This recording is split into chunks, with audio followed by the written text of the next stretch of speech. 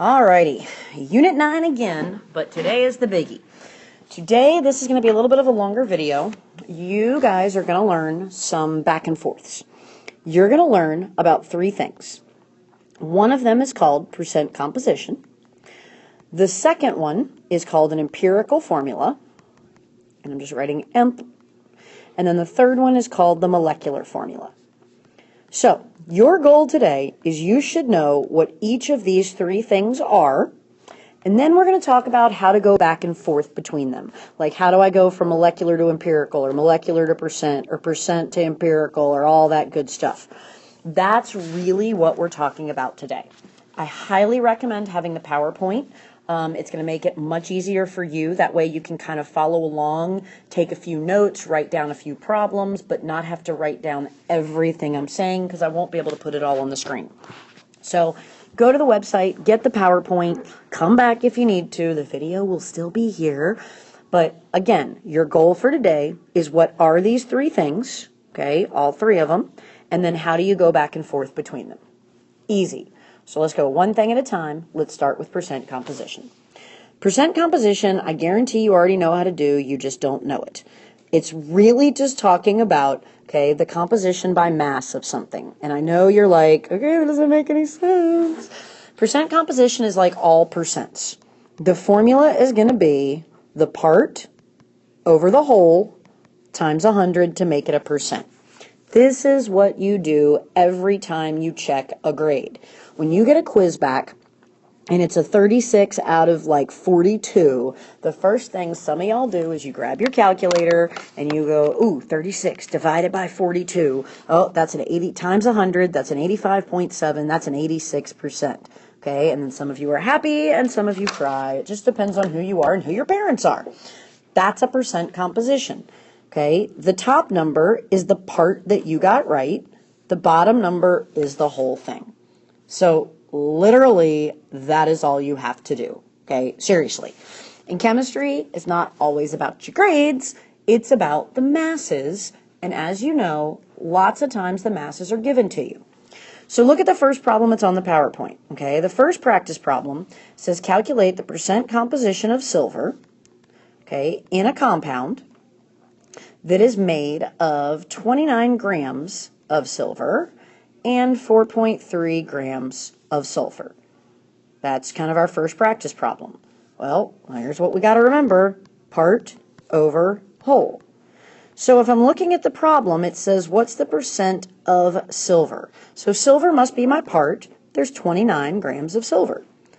The whole thing, well, if it's made of 29 of silver and 4.3 of sulfur, add those together, the whole thing must be 33.3 grams. Put that in the calculator, divide by 100. I'm actually going to do this one real quick for you. Oop, if I can stop hitting the wrong buttons. And that gives me an 87%. That's really one way you're going to see percent composition. So far, nothing is that complicated. It is all going to be okay. So now let's add another piece. The other piece that we're going to add here is going back to what I told you were going to learn at the beginning, all of this going back and forth stuff. Believe it or not, you already know what a molecular formula is. Okay, a molecular formula is simply the formula of a compound. Okay, is it CO2? Is it C2H4? Is it NaCl? Is it H2O? Whatever it is, that's the molecular formula. So, not real complicated. But a cool thing, though, is you can actually find your percent composition from the molecular formula. And it's really pretty simple to do. So the only trick here is once again, you're going to assume, whoa, don't know what that was, you're going to assume that you have 1 mole. If you assume you have 1 mole, everything makes your life easier. And there are step-by-step directions that you can look at if you like on the PowerPoint, but I'm going to stick with sample problems in this video. So one of the sample problems says, what is the percent composition of carbon in C2H4? So percent composition, part, okay, over whole times 100 to make it a percentage. So it's percent composition of carbon. So when I look at this compound C2H4, there are 2 carbons. So 2 times 12 is 24. I got to account, even though it says of carbon, it means of the carbon in this compound, and that's all of that part. Then for the bottom, I need the whole thing. Well, the whole thing is 2 carbons and 4 hydrogens, so go to my periodic table. Molar mass of carbon is 12. 12 plus 12 plus 1 plus 1 plus 1 plus 1 is 28. Okay, 24 over 28 times 100. That is the percent composition from a molecular formula. So easy.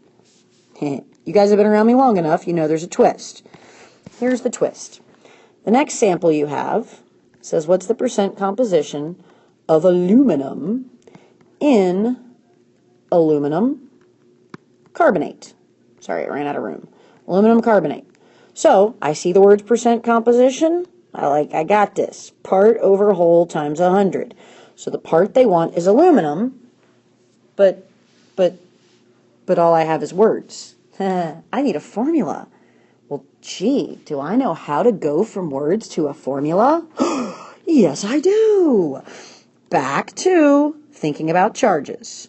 Aluminum. If you look at the column it is on the periodic table, it is a +3.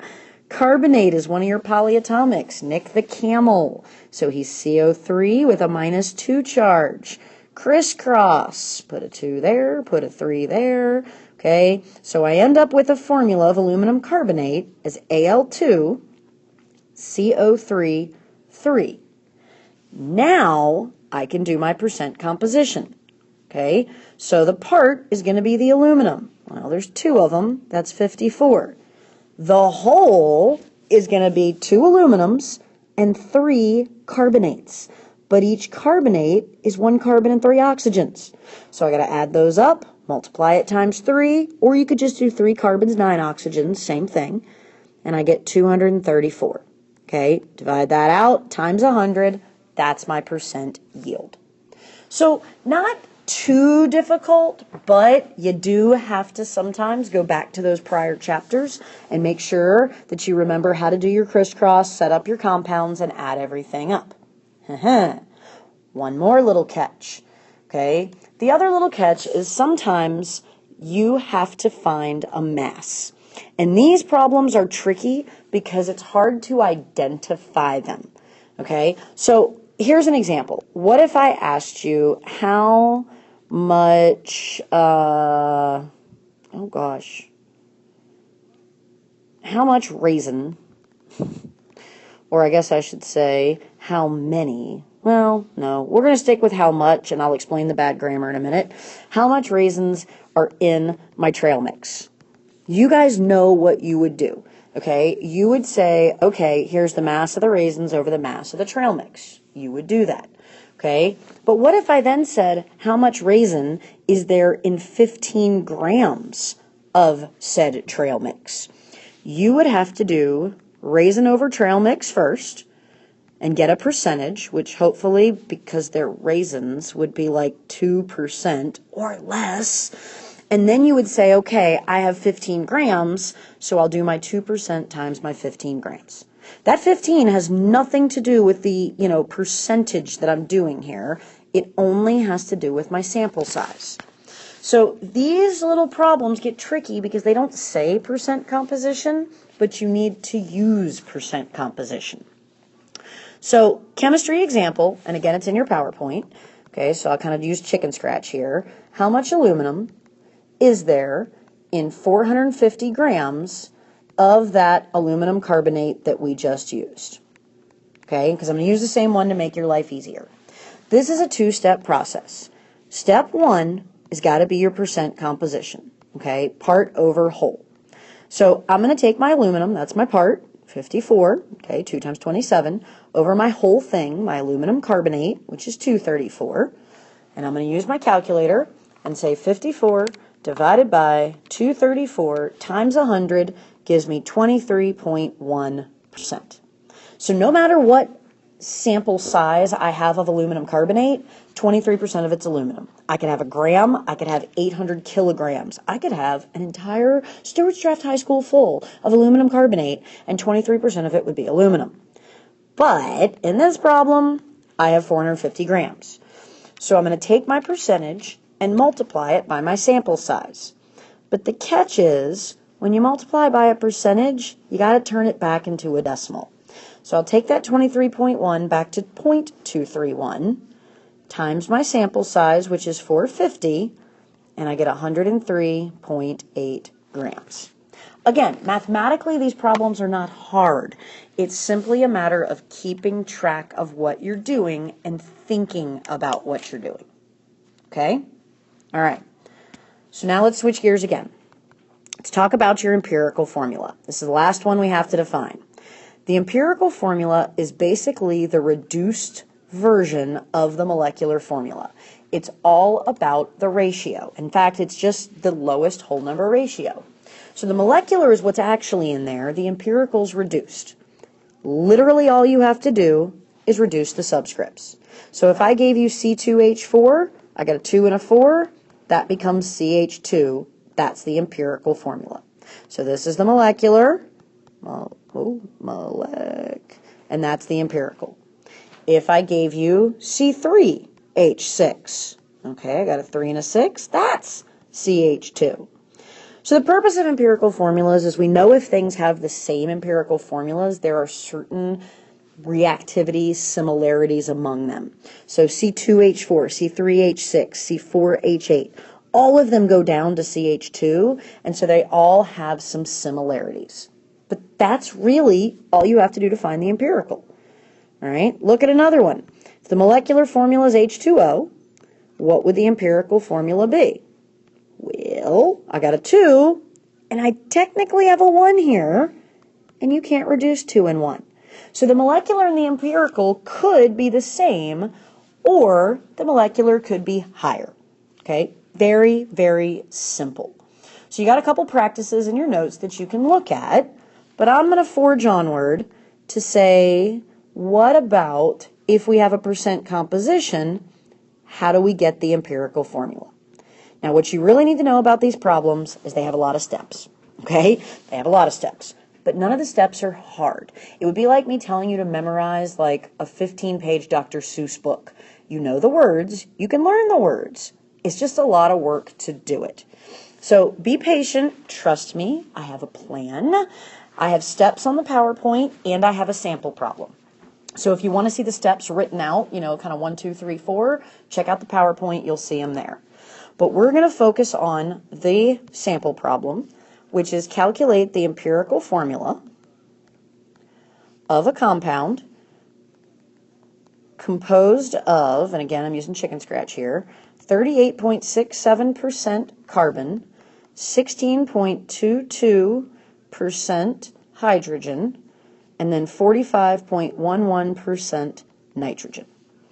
All right, so the first step we need to do is assume we have 100 grams.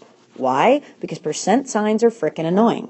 And if I have 100 grams, I can just say, well, if 38.67% of it is carbon, if I have 100 grams, I have 38.67 grams. Now my percent sign's gone. Okay, if 16.22% is hydrogen, I have 16.22 grams. And if 45.11% is nitrogen, I have 45.11 grams. That's legit the first step. Get rid of the percent sign, make it a gram. Next step is change them all to moles. Okay, we like moles. Moles are helpful. So as we change these to moles, okay, I'm just going to kind of stick with what my calculator is giving me. That gives me 3.22. Usually on the periodic table, you can use the rounded versions like we've talked about. This is one case where hydrogen can be really tricky. Sometimes you're okay using 1 for hydrogen, other times you need to use 1.01, but I'll try to tell you when you need to be using the 1.01. So, doing the math gives me 16.1. Changing this one to moles, okay, it's nitrogen. Nitrogen's mass is 14 grams. Okay, this one I end up with 3.22 moles. So all these numbers are in moles. Very much not helpful. Okay, I'm trying to get a formula, and now I just got a bunch of random numbers. So the next thing I have to do is I've assumed I had 100 grams. That was my first step. Then I changed them to moles. That was my second step. Now I'm going to divide them all by the smallest one. So looking at these three where I'm putting dots right now, Okay, 3.22 is the smallest one. So if I divide them all by the smallest one, I will either get a whole number, okay, those ones are pretty easy, or I'll get awfully close to a whole number. So if you were in your calculator and you divided something and you got like, 4.99999, that's a 5, okay? If you get 5.00003, that's a 5. If you get 4.2, you got a problem, okay? So kind of pay attention to your numbers, but these should be whole numbers. Those whole numbers are the ratio. So it's telling me for every 1 carbon, I have 5 hydrogens and 1 nitrogen. The ratio is what the empirical formula really is. Okay, so my empirical formula, C1H5N1, or as you know, you don't even have to have those ones, it's CH5N. Again, that's a mouthful, okay? That's a whole lot of stuff. But if you look at this, this is actually not that complicated, okay? I mean, I changed a percent to a G right there. And then I, turned it into moles. We do that all the time. And then I just found a ratio, and then that ratio became the subscript. It's a lot to remember. It's not hard to do, okay? So let's do 2 more problem types so that this video isn't an hour and a half long. The next one is, what if I have the empirical formula and I want to get to the molecular? And you'll see this one a lot on your SOL.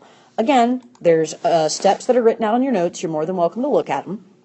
But the problems will say a compound has an empirical formula. Okay, so compound has an empirical formula of ClCH2 and a mass of 98.96. Again, we know the mass of the molecular is going to be the same or higher than the empirical. So we want to find out, is it the same or how much higher is it? So we're going to find the mass of the empirical formula. I'm going to add up my Cl, okay, I'm going to add up my C and my 2 H's, and I believe, pull out the calculator for this one, 12 plus 2 is giving me 49.45. Okay, that's my empirical mass. I'm going to take the mass that's given and divide it by that empirical mass. Shockingly enough, I'm going to get a whole number. And again, if you get 4.999 or 3.0000, they're whole numbers, okay? So if I get a whole number, that's how much bigger the molecular is than the empirical. So all I got to do is change my subscripts. So it's going to be twice as big, so I have Cl2, C2, H4. All I did is multiply each subscript by my whole number, and I'm done. That's my answer. Okay, nice, easy, simple problem. Okay, last problem type, and again, we're doing a ton of these practice ones in class, so that's why hopefully these videos will help refresh your memory, or at least get you started if you were absent, is how do I go from percent composition to molecular? This one is probably one of the more complex ones. So the one in your notes, funny enough, is about caffeine.